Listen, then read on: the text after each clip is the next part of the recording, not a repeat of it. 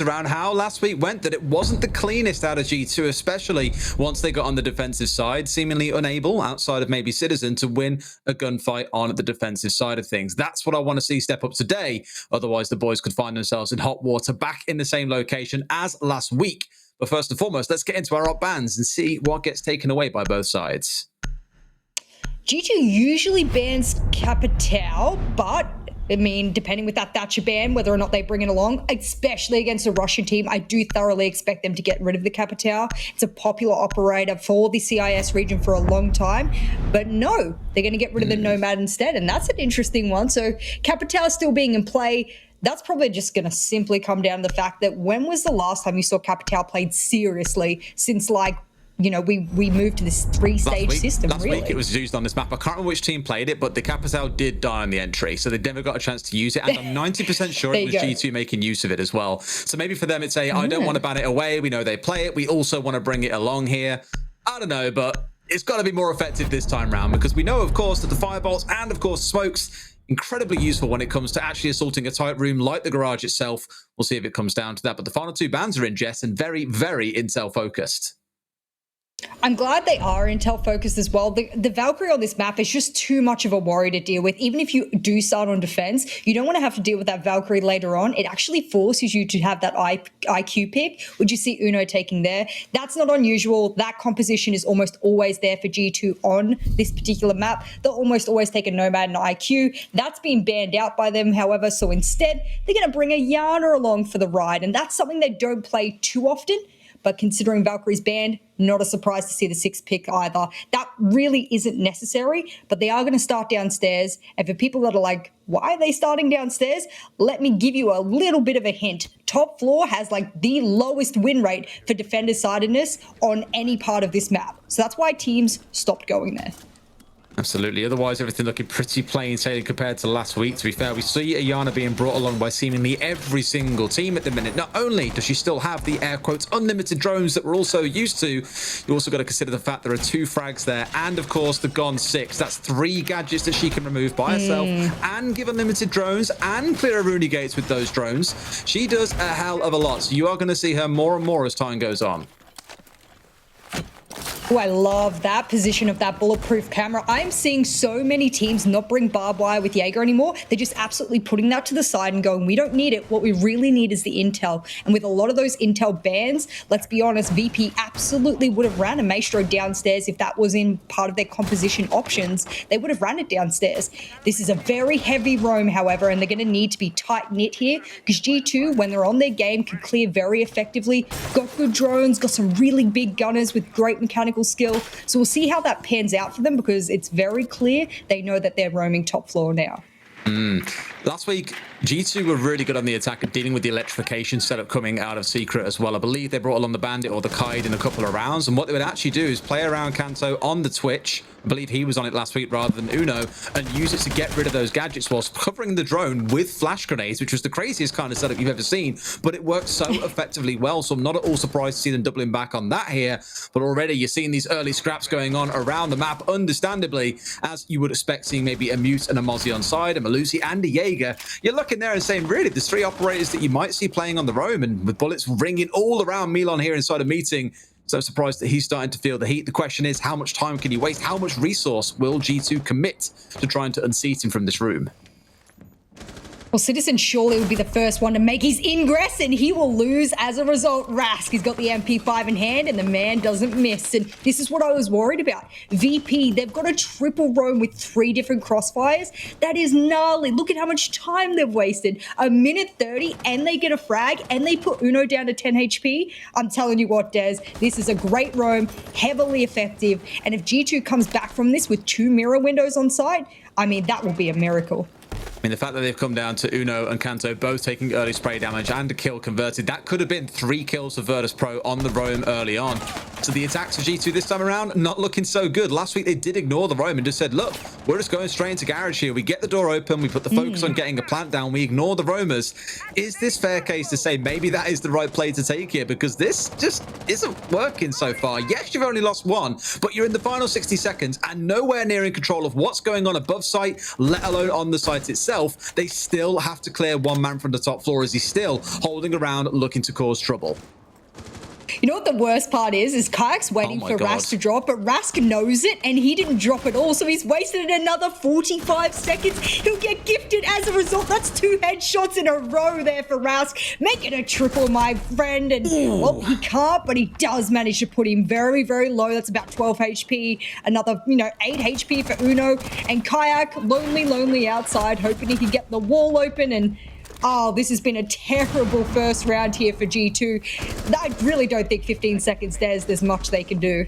No, absolutely not. They can push forward and try and find whatever kills they may, and they have made it a 2 versus 2, but with no intel on the site itself and mirror windows present, this should be ending the way that we all expect. Kayak does bring it down to a 1 versus 1, but suddenly the clock was almost out. Does take the firefight, but Karjeka doesn't miss those. Down the previous man, gets the final kill, but that was almost a round throwaway. Karjeka there saying, KD, come to me.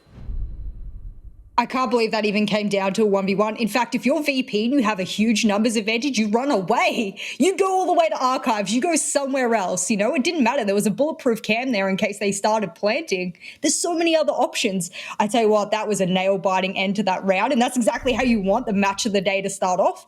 A little bit of a pity for the G2 fans out there. Virtu and Kayak did end up walking away with a couple of frags, but as we say, KD doesn't really mean anything. The 6th man there, a VP of the time, was really the winner there, and how all of those 3 roamers were able to delay so much time.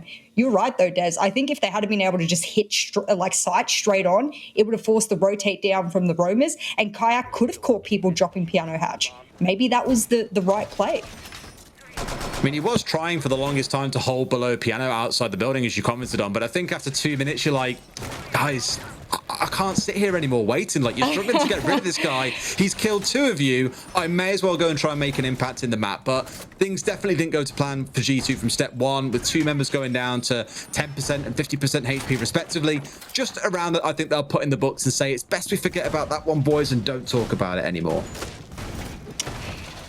We'll call it the warm-up round there for G2, and they have started on their attack, so that does worry me a little bit because both of these teams on this map specifically are attacking-sided. So if you compare the defensive-sided wins or round wins compared to their attacking-sided wins, it is far more favored in the side of the attack. So both of these teams will be thinking about that going, actually, we usually perform really well on our attack, so we want to win as many rounds as we can because defense, we don't really have that to fall back on.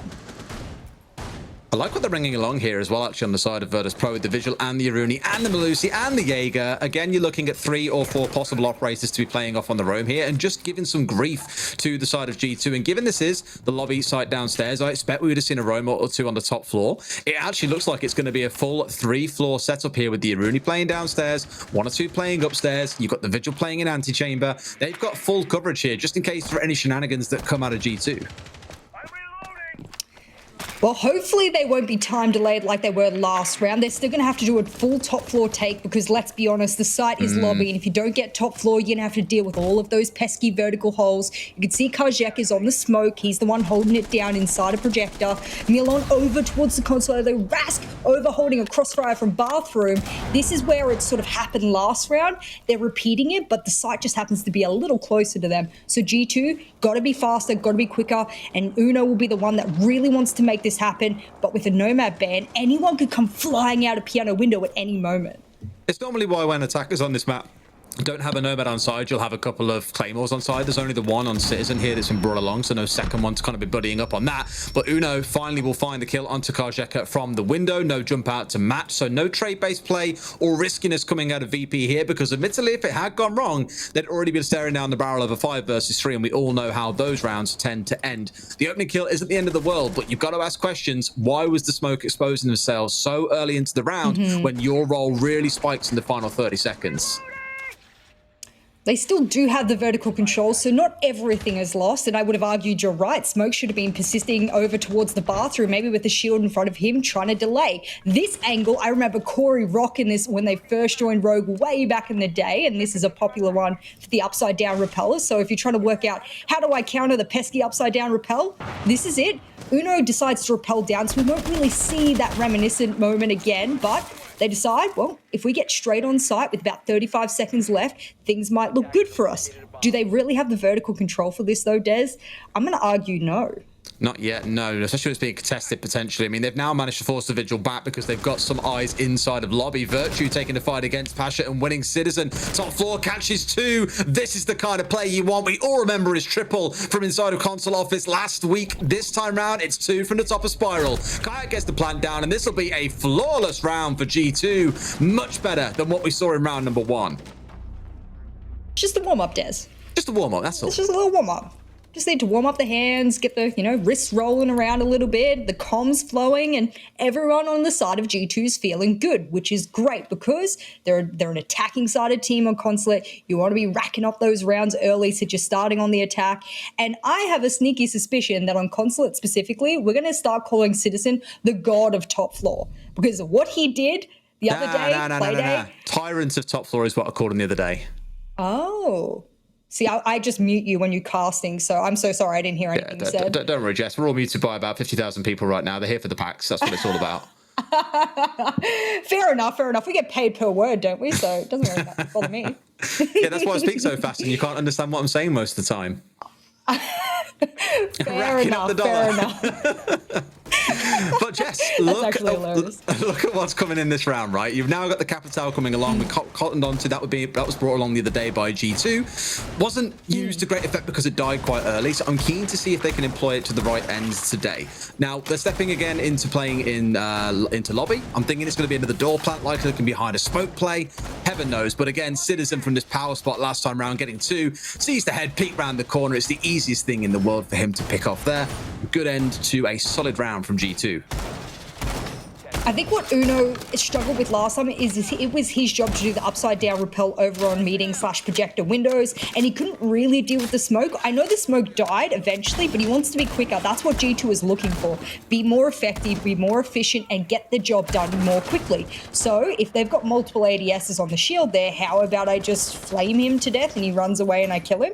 I mean, that's so easy. They don't have a 1-eye to play with, Des, so this is really, truly the answer. He should repel up there and deal with Kajeka behind the shield really quickly. Should. I mean, we thought this in the first round, right? That things would go a little bit quicker, and things never quite did. It was more going quickly the wrong way round, more towards VP than it was to G2. Let's see, though, if that second round's any motivation for it. More getting themselves positioned out right now. Pleased to report the Capital is still alive. I'm on Capital watch, it feels like, today. I want to see the impact because they didn't get a chance to kind of show it off the other day. Got picked for 1 round, died, didn't get picked up again. And I'm thinking this is the big execution tool they might need if they can clear out members of Virtus.pro. Citizen, again today, I think he was on 15 kills in their last match. He's already started out flying with 3 kills in 3 rounds. Rask had a drone right behind him, so if you're wondering how Citizen knew exactly where he was, there was literally a drone within 2 feet of him, giving away the ping, and that's a missed freebie there. The timing game doesn't play into Virtue's favor, and he has a grenade in his hand rather than a gun. And this shield placement actually might save WTG, but that mirror will get popped. Multiple crossfires will be present. And I like how they're using the hot drone, or rather the live drone over there for Citizen below, whilst the rest of the team works over towards Piano. It looked like they were ingressing towards lobby last time. They don't want to be predictable, so now they're going to hit the Piano instead. I like it. It's a little bit of flavor, a little bit of variability. This is what a team needs if you want to be a really strong tier 1 team. Absolutely. It's all about the execution when it comes down to it. And as it stands right now, we're at 1:10. And yes, they found the opening kill on the roam downstairs, but that doesn't necessarily cover the site itself or the top floor. Citizen still hanging out down here as well. I think looking to apply some pressure up into the bathroom when the time is right. This Echo drone being moved into the corner of antechamber. We'll keep a close eye on that because if WTG stays alive long enough, we've all seen those heartbreaking rounds where it comes to the final few seconds, the plant's going down and the Echo drone literally ruins it for them. Citizen has now been shut down downstairs, so that's all neutralized off downstairs. Nothing else really to worry about. But there's the smoke. He's trying to push his way in, but gets C4'd out by Pasha, who was playing out in the hallway on yellow stairs. They've got to recover this. They've got about 35 seconds, so still plenty of time to play with 3 versus 3. 30 seconds to play. WTG onto Virtue. Uno trades back straight away. It is Trade City up in here. Consulet's going back and forth. 1 versus 2 for Kanto. I doubt he can res his man now that he's playing out on the rappel, but trying to see what he can find a grenade. No one out in yellow. Upstairs, maybe the play here. Surely he sees the angle, does get it, even shoots and closes it out. Karjaka, the last man left standing. He's got 2 smokes in pocket. He can yeet those into the room and back out if he wants to. Goes for the spray, and it's going to be another round secured by Karjaka with 2 kills to close it out. The same in round 1, the same in round 3. He's keeping those points on the board for Virtus.pro. I am sitting here in absolute shock as to the last 30 seconds of that round, what had occurred. Because at the end of the day, we love using the smokes to block line of sight, but unfortunately that works both ways. If someone runs into the smoke, throws a C4, you cannot, as an attacker, see through that. And of course, on the defense, the only operator that's going to see through that is a warden. Hasn't been present for a long time. So I mean, that's a freebie. That's a free opportunity to throw a C4. They could have even had the verticals above and attack the person on rappel. I think it was a bit of a premature plant. I know they only had about 35 seconds left to make that happen, but at the end of the day, they needed more cover. They needed a little bit more map control to make that one happen, and Citizen dying below meant that, well, the Mirror had an opportunity to go below and C4 there as well. I think it wouldn't have happened no matter how that round had occurred. Maybe if Citizen was still alive, he could have pushed up yellow. But either way, Des, that round was absolutely wild from start to finish. And I like that G2's trying different things. It shows me that they're versatile. It's just a shame that VP just seems to have their number on speed dial. Thinking back to it and stats-wise, players don't often get too many 1vx's against their name in a season, but Karjaka has pulled off 2 in a matter of 3 rounds so far. Now, say what you want about Karjaka on Rogue last season or last year, it didn't wind out too well for them results-wise. We all know how that tragic second stage went, with the whole team going 0-9 across the split. Karjaka, unfortunately, was the one who did get dropped as a result of that. But so far, looking solid, playing on these supportive roles, and no doubt a really good backbone to VP, a team that we've always celebrated for the likes of Rask, Pasha, and Milon heading up the front charge for the team. They're looking super solid so far this year, no complaints. Huh. You can see Kayak running against the wall there. What he's trying to work out is exactly where those mute jammers are on the wall. It'll show up as a little red icon down the bottom right of your screen. A grenade will come in because guess what? Pasha decided not to put down any of his ADSs there. A curious one there because that's an easy way to deal with mute jammers. But a lot of teams have been giving up the garage wall, Des, and just going, you know what? We'll put something there to force you to use something or go above. But we know at the end of the day, most teams these days will know how to get garage wall open. Let's put some of our utility elsewhere, and what they've decided to do is a more vertical hold. They won't do top floor like they did in the first round, but what they'll do is middle floor and force G2 to have to push them out again, because you heard those shotguns going off. There is a lot of holes above default plant right now. This should be like clockwork for Virtus.pro. They literally watched G2 play against Secret last week, and this site was where G2 looked the strongest. Their executes, the play behind the utility was beautiful. Now, they never got the chance to pull off an execute with the Capital. Like say, it got killed early on. The prior rounds, it was all playing behind flashes. It was playing behind a couple of frags, for example. I think they'll see the same sort of thing here again. Rask almost getting tagged out by Virtue up on the rappel, and actually Citizen up on the roof, I think, was trying to pinch him inside of yellow, but it's not going to happen. Finally, actually catches him. I thought he'd managed to escape his way back towards lobby, but no, gets himself snagged out. That is Rask down and done. There shouldn't be any more flying C4s coming out of the window. I'm loving all the drones from G2. A lot of people aren't really spotting them, but shout out to our beautiful observer who keeps flicking over to Kayak so we can see where those pre-placed drones are. It is key for G2's ingress into the building, getting some of that map control, or even not even pushing in, just being aware as to where some of those Virtus.pro players are, because they've got some really good pre-placed drones. And as we saw with Rusk the other round, he didn't even know one was 2 feet away from him. So I'm liking this really good intel work from G2. Look over and see how many drones they've got left. They've still got a couple left to work with, and they've got less than about a minute left. So overall, plant will be the focus here, and they've got to be quick. I do find it interesting. Oh, for Virtue, it's all too easy. I was going to say interesting how they've got so many C4s to play behind, yet no one really in a spot to deny. Is it going to come out? Yes, it does. And it's going to kill Kayak at the last second, as it looked like the plant was going to be complete. Now Citizen's got to go nuts, and go nuts he does. 3 kills for 1, goes for the rest, and Kanto is going to close things out with a kill onto Pasha. This is what happens when you stick Citizen in charge and say, walk in there and kill everyone. He goes, yes, sir, and makes it happen. You know who Citizen reminds me of at the moment on the Ash? Just think all the way back to 2019 Joystick. Think about how he absolutely, how he used to walk through site and absolutely obliterate everyone on the Ash, to the point people started to ban Ash against them. That is how brutal Joystick used to be, and Citizen is very much giving me all of those nice little flashbacks, even back to when he slapped my team back in the day on it, and it's just beautiful that we have Citizen being able to finally step up in a role where he gets freedom. I think that's what limited him last year. I don't want to say that G2 were necessarily limiting him, but now it seems that he has complete freedom to do the role that is his specialty, and I'm really glad to see it come to fruition. It is what he's always been well regarded for, as being that out-and-out fragger. And to be fair, G2 said, you know, the problem they had previously was Penguin was a flex player by nature. He wasn't really designed to be a support for the team, whereas Kayak coming in, a true and true out-and-out support, sometimes a support that's going to sit on drones for your fraggers is exactly what you need. And the intel that no doubt he's feeding across and saying, right, Virtue peak now, Citizen push now, boys, go, execute the plan. Down go all of VP, and things get closed out from there. Sometimes you need that puppet master behind the scenes, and maybe that's exactly what Kayak has been bringing for them so far. It is 2-2, but let's not forget just how close those 2 rounds for Virtus.pro were. It did come down to the Karjeka 1 versus 2, even if in the first round, it never should have come down to Karjeka being in that situation.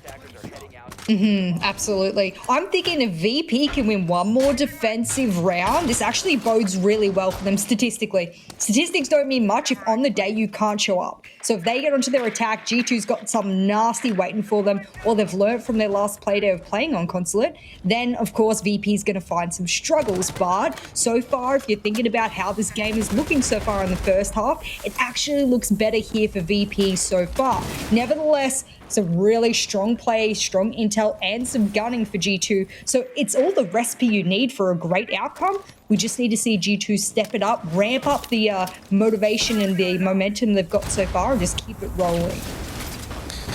Yeah, I feel like after the shaky first round, they've looked a lot stronger, when the other day it was kind of the exact opposite. They started strong and then got shakier as the kind of game went by. But I'm always excited to see what happens when G2 step into the defense, because that's where they really slipped up last week. So we'll stay excited about what they can achieve in this half, but the second half is where it's really going to be the build or break for G2. The sign of, are they really getting things right, or is there still a problem they need to go away and work on after this playday has been completed? I've noticed really from Virtus.pro, there hasn't been much in the way of aggressive jump outs. We saw that quite a bit last week, but no real jump outs, no craziness to try and secure a kill or two onto players on the rappel like Virtue here, others in previous rounds. It's been pretty tame, dare I say, despite the Nomad ban.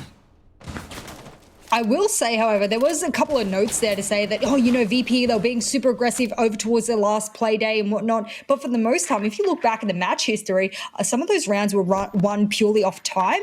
And so if you go to CGG, it will tell you whether they won off time or plan or whatever. And a lot of them were won off time. So VP obviously has the capacity to play disciplined.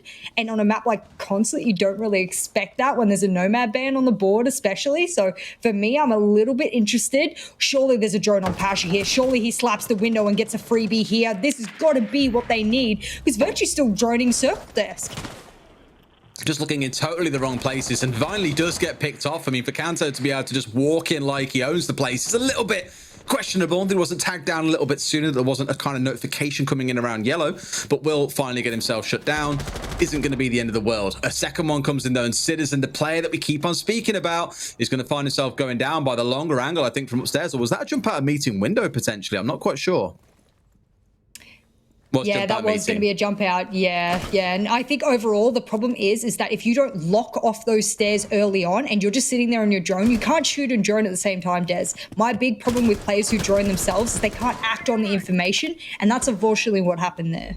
I'll call it the caster curse because it was only 2 minutes ago we were talking about a lack of jump outs and then they make it happen. Where Virtus.pro are really shining so far is getting these kills out on the road. Sadly, there's a mirror window in the way there, buddy. Not going to be able to secure the kill, but Virtus.pro pick up the final 2 onto Virtue, and Kayak do stay ahead at 3-2. So as good as G2 have looked at points, Virtus.pro as it stands, at least on the stats, are looking better.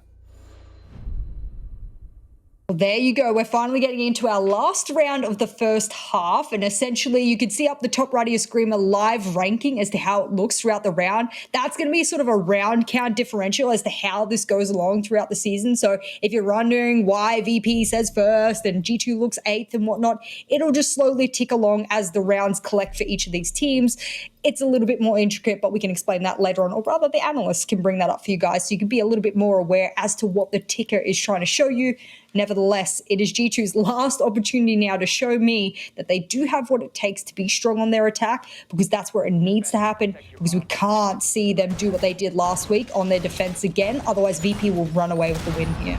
They will indeed. I do want to touch in that last round actually about the slightly questionable run from Kanto where he was just charging in through yellow into piano, got challenged by 2 people. Where were the drones ahead of time? Like whether they were being blocked out by the Mozzie and the Mute, I'm not entirely sure, but surely there's some coordinated effort from the team there to say, well, we don't know what's going on around Spiral. We know they have the angle if we try and run through this hallway. Let's just run through anyway and hope for the best. That seemed to be the game plan. And before you know it, they'd lost 1 to the jump out. They'd lost Kanto going into piano. That was a 5 versus 3. By no means is a round over and done with then, as we've seen a couple of times over the last week or so, but you're definitely skewing the odds against you pretty heavily and not putting yourself in a good spot. Just a little more discipline I think is going to help G2 there, because that really came back to bite them in the previous round. I will say, Des, it actually was a little bit unfortunate because it was Virtue who was droning over towards Zulu, and he droned literally past the top of Spiral, or rather mid-Spiral that goes down to basement, and then right after he droned it, Pasha walked out. So I think at the end of the day, it was literally mistiming and a bit of unfortunate timing that Siege always tends to have that happened to Virtue. And I'm telling you what, G2 would have blamed him because it was his job. But it really wasn't his fault at the end of the day because, well, he just had a bit of a timing issue. That's all it came down to. Drones were there, but like I said, the problem is you can't keep droning yourself. You're going to miss little stuff like that. What do you think about us being on top floor here as well? You were saying earlier on about how it's one of the most despised sites at the minute, given how hard it is to defend because of all the windows. What are you expecting? I'm expecting either a lot of jump outs, because you know that once you start to lose one half of the map, that it's going to be very difficult to stop them once they get in. Most people will have the crossfires from bathroom window, connector window, maybe an upside down rappel on projector window, and it's very difficult to challenge those kind of windows. I know they have a couple of plant denial to work with, but it's almost impossible to peek through connector once there's a couple of people rappelling. What I want to see is them get a couple of really important picks early, and if they don't, make sure they go below on piano, get control of it again. They'll have to retake it from Citizen, who's likely going to hold yellow, and then make sure that they do the plant denial, because G2, it always looks like they're going for the objective, Des. I expect them to go for the objective, so hopefully they stay with that flow. Especially on a map like this where pretty much every single site borders a window or some external way into the building. The same as Coastline, really, where the focus is always around the objective in some way, shape or form. Citizens managed to get himself inside of yellow and found the opening kill onto Pasha, and you can see the setup coming in for a plant. You had the ace playing out in the console meeting window. You've got the claymores going down on the yellow doorway. They're setting up for success here to make this plant happen, but they need to get control of top yellow to make it safer, to get inside, to get the plant down without being killed off. The problem is you've got to worry about things like connector, any C4-based players hanging around there. There is only one C4 remaining on Rask at this point, so I'm thinking it's not going to be the end of the world. And now with Karjeka going down on the Echo, things are looking a lot clearer, a lot more rosy if you're on the side of G2, as that Echo drone is going to be offline and unable to contest you. That's an important pick, but that's even more important. And all of a sudden, with 30 seconds left, G2 says, let's go for the frags, boys, because guess what? They've got nothing left to stop us getting on in. It's Rask below, the very lone C4 player, and there's no way he makes it over to piano in time to C4. Citizen makes sure that occurs, and all of a sudden, when we were asking for a confident G2 on their attacking half, well, we damn got it, and they've proved me right. They are a great attacking team on this map, Des. I'm a little bit worried as the swirl does the little spiral and things start to go on to the second half. I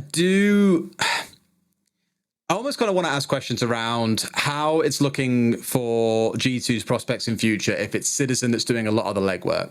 because not at all take credit from the team, the rounds they have won, but a lot of this has come down to Citizen walking into site and killing 2 or 3 people like they were in the basement. That round just then, it was 2 kills coming up yellow where he wasn't traded, he wasn't crossfired by anyone from Virtus.pro, he was left to his own devices. And naturally then you expect that G2 would go on to win a 5 versus 3. Now, you could say this about any team in the competition. They've got fraggers on side. They know once they've got advantage, they can walk into site and kill 2 or 3 people and the round's done. But to consistently do that does show that Citizen is a cut above the rest. He's currently at 9 kills. He's dragging a team through alongside Virtue, a player that I think we commented on last week. Is one of those players who does his job really well. In the round, he will pick up 1 or 2 kills. He'll never be the guy who walks into site and gets those kills, but consistently watching flanks, consistently providing frag kills, for example.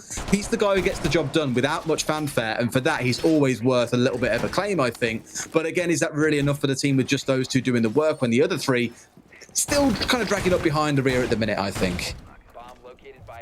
There's a few things to be said about maybe some of the support players taking a little bit more initiative and droning more for some of those players who are droning themselves. That's probably the glaring issue I can see, is that Virtue drones himself a lot. And that's fair enough if you're setting flank drones and you are the flank watcher. But there's a few issues here and there that maybe could be, the weight could be evenly distributed by having a couple of the support players doing a little bit more of the heavy lifting, not so much the frag department, but maybe something there. But nevertheless, I'm enjoying seeing the Dokkaebi here. That's going to speed up any roam clear that VP needs to do exponentially. They don't have an IQ to play with, which could have countered Virtue on the pulse.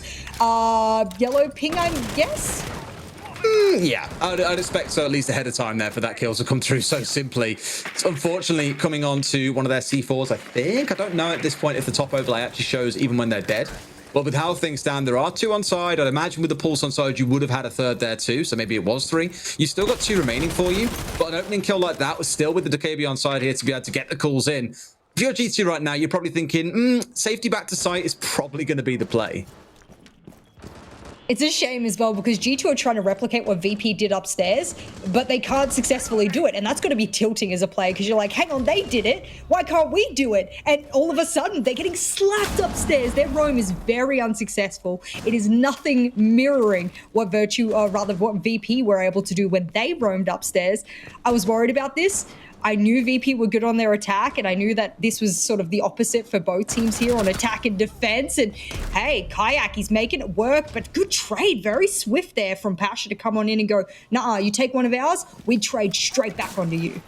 This is the problem, right? This has been the clear that I think G2 maybe wanted in their first round of the map. But look at that, Virtue with 2 kills coming out. Sadly, gets traded out at the last second. So Kayak tried, got traded. Virtue tried, got traded. Now it's all down to Ben and what he can do against WTG and Pasha. We've already seen these 1v2s swing the way of Virtus.pro 2 or 3 times so far on this map. It's not at all to say that Ben can't go on to do the same, but got to take his time. You've got about 60 seconds to play with. No massive need to rush. And equally, the same sits on the side of Virtus.pro. Why do they need to rush here? They've still got the Dokkaebi on side if they want to. They can make things happen. They can go for the push in. I imagine now with the cams being hacked out, it's only going to help them even further. But here goes Citizen on the swing, looking for the one. Straight onto the head of Pasha, wins the 1v1. You have to somewhat ask the question, why Virtus.pro playing separate? He touches out the 1v2. He says it's not just Karjeka, it's me as well. And make sure G2 stay in the game.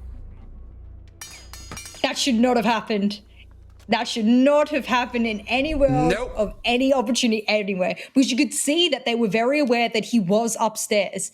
Otherwise, why would we have had the sledge standing there holding an angle over to connector? He's very aware. So if you have the diffuser upstairs, you need your teammate to rappel up to you, hold the angle and get you out safely, or you both got to push for the kill. Neither happened. Some weird in-between scenario occurred there, and that's going to gift a very well-needed round over to the side of G2, which in the first half of that round, both you and I looked like we were just like, yeah, that's a VP round. Great clear, beautiful execution.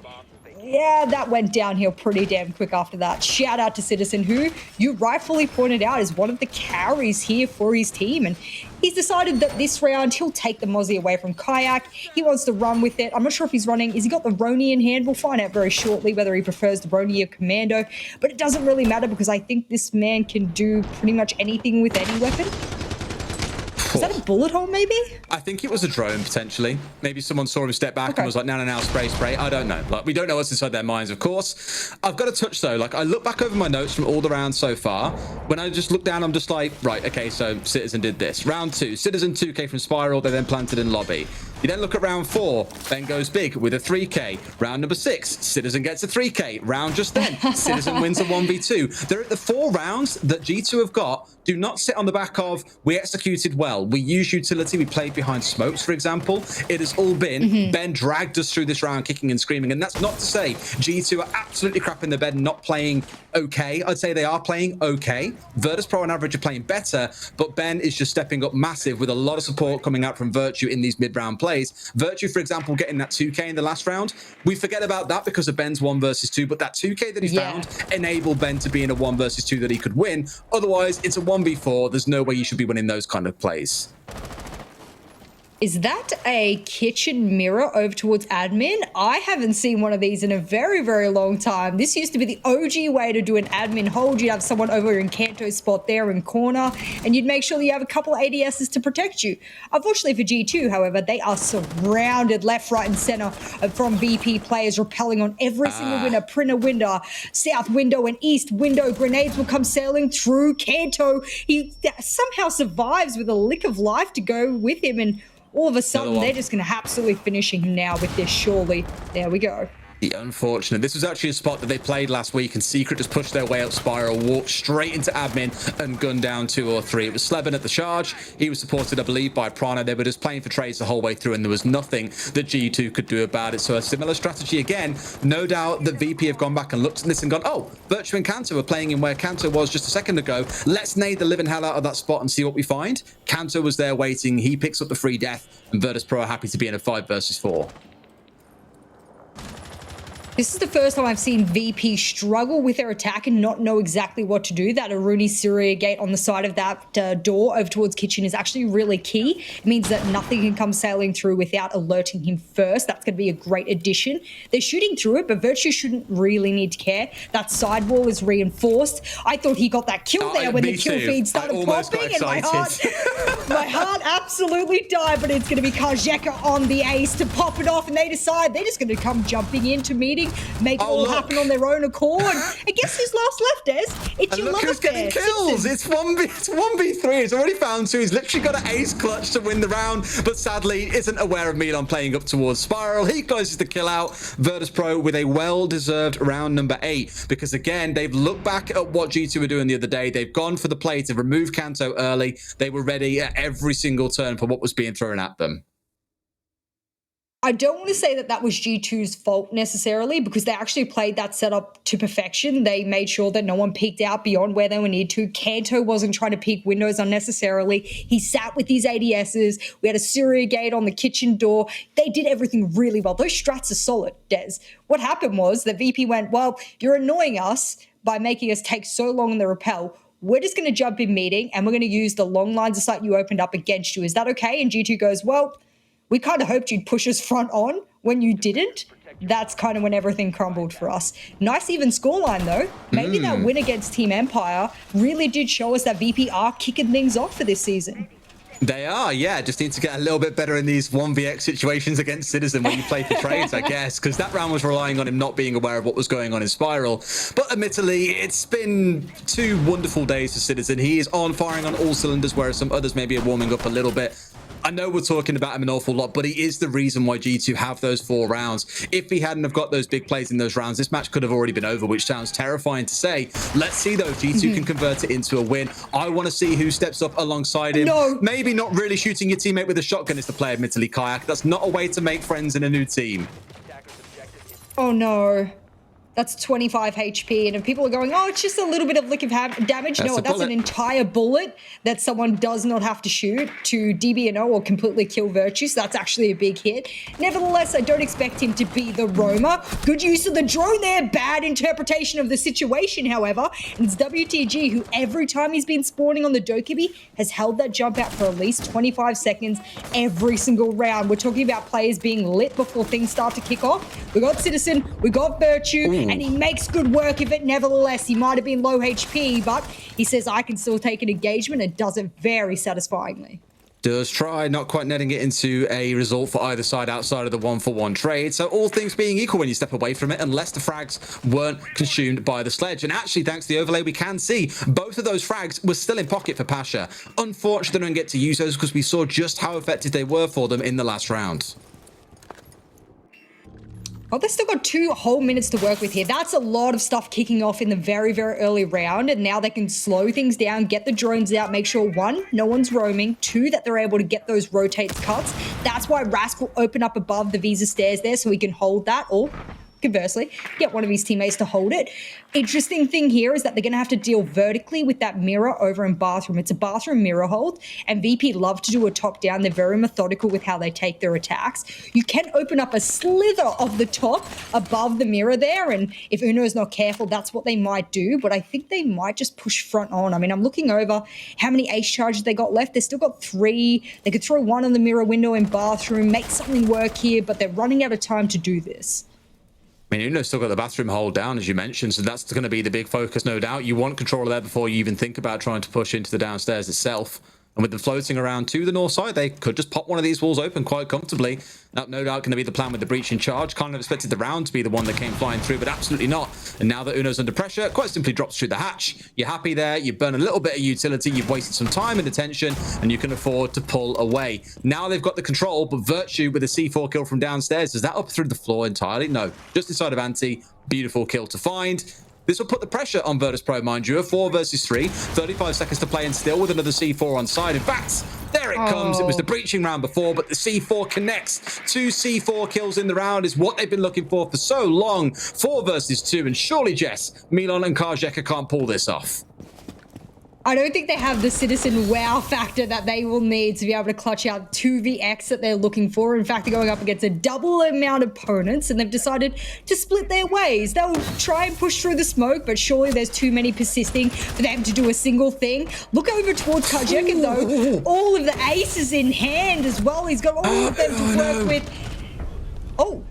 Alrighty, sir. There we go. Yeah, let him pop off. When he got lit to begin with, it absolutely fired him up, I think. Yeah, I mean, I thought to myself, Uno's peeking so wide out from White Van here and put himself in full plain view to go for these firefights. Was lucky to not die the first time. Did get caught the second, but clearly while they were reeling from those fights against him, up comes Virtue and collects those closing 2 kills. Again, referring once more to a player that, although you don't always see him being the one that walks in and makes the flashy plays, consistency is there. In fact, consistency currently trumps flashiness because he's on 14 kills. Talk about a 2-man carry, boys. Jesus Christ. Do you remember when they brought Virtue in all the way from Australia, and then they brought Citizen in as well, and everyone kept saying, this is going to be a super team. This is a super team. You've got Citizen. He's such a big gunner. Then you've got one of the biggest fraggers from all of Australia, and I can say that quite confidently because Virtue literally was one of the biggest fraggers in all of Australia. I mean, when we went over to Milan Pro League Finals, was it? He was a monster, and that's where he made a huge name for himself, and everyone started going, oh yeah, we should pay attention to this guy all the way from, you know, the bottom of Australia down under.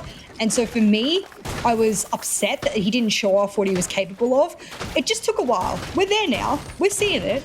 And now Virtue and Citizen get to show off their really insane skills, which we've known they've always had. I'm excited, but what I'm probably a little bit more excited about now is that I want to see some literal utility usage here from VP. You can displace that mirror angle by opening up one singular vertical above, and it will give you a tiny slither of a line of sight over towards it. They didn't do that, so it worries me they don't know how to deal with very basic setups on this map. I think for me, it was a very kind of cookie cutter round, right? Like they were stepping in, they got control of the ground floor. It was like, cool, now 2 of you have just died to C4s in trying to take control of this area. And it is hard to react to C4s like that. Like, it's not like, I'll just dodge them forehead. It's not quite that simple. You are going to get killed by 1 or 2. But to get caught out by 2 and then have the 1v2 straight after from Virtue, that was just basically as standard as a round can become when you're not really fully aware of what's going on downstairs because you've lost the utility upstairs. You've been droning up there, losing the drones out to the roamers, for example. It was well played by G2 to force Virtus.pro to burn a lot of their resources on the first and the second floor. So when it came around to the site itself, nothing was left to stop Virtue just stepping up and doing what he does best. Oh, the dreaded top floor, Des. It's the site that not a lot of teams like to hold because it can be extraordinarily difficult to deal with the bathroom rappel, connector rappel, console rappel, and then wherever else anyone else wants to rappel. You can even do a yellow skylight hop these days to cover off on the rotate being done. That doesn't really deter Kanto as he comes sprinting out and he'll take out Rask, but WTG, who for whatever reason, this is his favorite spot on the map as an attacker. That's where he sits for half of the round and waits for anyone to jump out and finally gets his gift eventually. Good early trade, mind you, as well. Like, again, this is something I'd probably commend Virtus.pro for so far in the entirety of this match, has been their trade-based play. Quite a few times around, we saw it in one of the previous ones, bar the 1v2 that went a bit awry for them. They have consistently played behind trades, even when in that 5 versus 2, we have members of G2 like Virtue, like Kayak stepping up and getting kills. There was always someone nearby to play for the trade. It's helped them again here early on. It is only the Jaeger that's been lost. It's not the end of the world. Most importantly, your two big boys in Citizen and Virtue are still alive, and you have the smoke to play behind. I think a lot of people will be wanting us to sort of comment on how Kayak's done in the first 2 weeks. I think a lot of people were a little bit upset by the initial performance last week. And as I say his name, I cast a curse him. Des, he goes down to a headshot, and this is a shame. KD shouldn't really matter for a support player. It's his smokes that were in pocket that had no damage. And it doesn't matter. You got Citizen to back you up. But as a singular player, as an independent player, Des, a little worried for Kayak at the moment. He might have a little bit of nerves running around. I mean, the nerves definitely are flying through from Citizen and Virtue. They're walking around the map, putting every single Russian machine that walks at them into the dirt. WTG in a 1 versus 3 by himself. We've already said it a few times, but off the back of Citizen and Virtue, 30 kills across 10 rounds between them. They are dragging this team over the finish line, whether they like it or not. 6-4 for G2. It ain't pretty, but it's a result they'll take. How did he get that headshot with the person vaulting in? He must have seen, I'm going to tell you, he would have seen the forehead of the man, and that's it.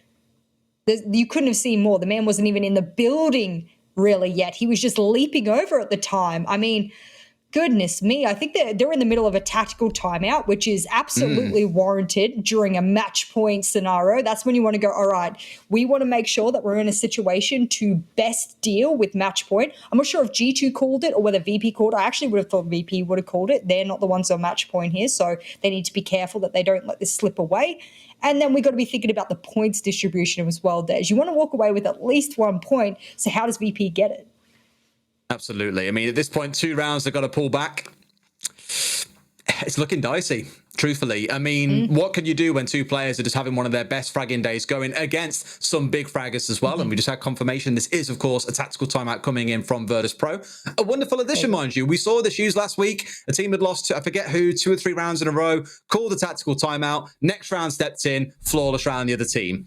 It worked absolute wonders. It does give a bit of time to course correct and adds a bit of flavor, a bit of spice into the game. The big flavor here that everyone's asking about. But if you're asking what's for dessert, is overtime there, or does this end at the main course? We pay the bill and we go home, and G2 walk away being the ones that feel happy about that. I didn't expect this sort of G2 to come out in the second half. In fact, I think a lot of people wouldn't criticize me for saying that because of what was put on the board last week. You only have how many days to work with between the last play day and this play day, between week 1 and 2, because of the tightened gameplay days. In future, they'll get a complete week between play days, so don't worry about that. But between week 1 and week 2 of this first stage, however, they've only had a few days to work with to come out and go, alrighty, boys, we've pretty much fixed half of our problems that we had on defense. Okay, whether or not it's mechanically based or not, doesn't really matter. They're putting the score on the board, and that's what matters against a team that is looking pretty damn hot at the moment. You can't turn around and say VP have not been a worthy opponent here today for G2. This is the match of the day for a very good reason. I actually think if you put it down to which team has played better Siege today, I would say Virtus.pro. I think they have looked like the more consistent team in the team-based element, the tactical element. It just when it comes to the mechanical skills, sadly, you're up against, again, 2 players that are having one of their best days that we've seen from them in a long time. That is going to happen sometimes, and sadly, you need to bring more to the game. I always used to love saying Siege, at its heart, is an FPS game. Whoever clicks heads faster wins. It doesn't matter how much you put down, how much you try and disrupt the other team with utility-wise. If they kill you first or kill you faster, guess what? You're going to lose rounds and therefore the game, and that's what it's coming down to today. 30 kills. It's unbelievable. It really is unbelievable to me. Mind you, this game is going the distance, so it gives you a better opportunity to get those kills on the board. And good response there over to Virtue. I'm loving the use of the yellow pings. A lot of people found it to be quite a controversial addition, but at the top tier play, it is showing that with a little bit of, coordination and a little bit of intel, you could do worlds and worlds of hurt. I believe Kayak got his yokai out of admin as well, so that's going to be a safety key there. He'll still have that to work with, and he still has one in pocket. Remember, site is lobby and piano, so even if they do get top floor from G2 like they did last time, that doesn't necessarily mean they're going to win the round, as Citizen and Virtue were hoping to make a sort of impact on. Virtue goes down, Citizen's still alive, no C4 in hand, but I don't think that's going to be his most important weapon here. Whenever I look at Copy and think of someone with a C4 below, I will never forget Spoit, I believe it was. No, Trico it was actually, I think, playing in the Nordic Championship. 3 players run through, gets a triple kill with 1 C4. It was ludicrous. I always think it every single time I see it. It just burns into my brain at this point. We'll see if any more heroic players of that nature can come out today to maybe try and save the round or save the game. I say save the game, it's not really even lost. But at least get G2 over the finish line. For Virtus.pro, they've had that timeout. They've spent 1 minute and 45 seconds dancing around admin at this point. Still not entirely sure what they want to do or where the focus really should be coming in. They are squaring up for a lobby take, it feels like, with about 60 seconds remaining. I don't feel they've got enough ground on their side at the minute to make this happen, though.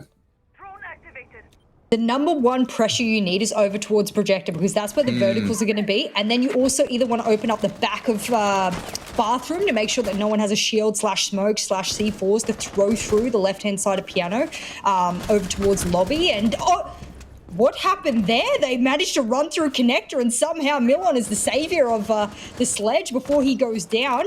This round, early on, is looking good here for VP, but we know how this can be lost in mere seconds, so don't get comfortable, VP. You've still got a lot to work with.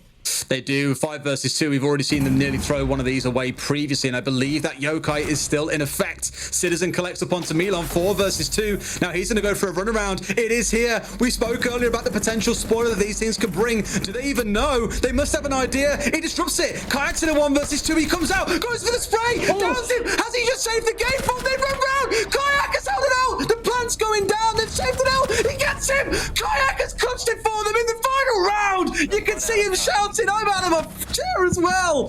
What on earth just happened? That is one way to make a statement, young man. Welcome to G2. G2 wins 7-4. Well, ladies and gentlemen, you ask, can Kayak fill the very, very big shoes of Pengu? Look at that clutch and tell me he can't, because he might not have been the biggest fragger today like Virtue and Citizen, but he came head to head with the best when it counted. My lord, what a map. My lord, what a win here for G2. And Des, this is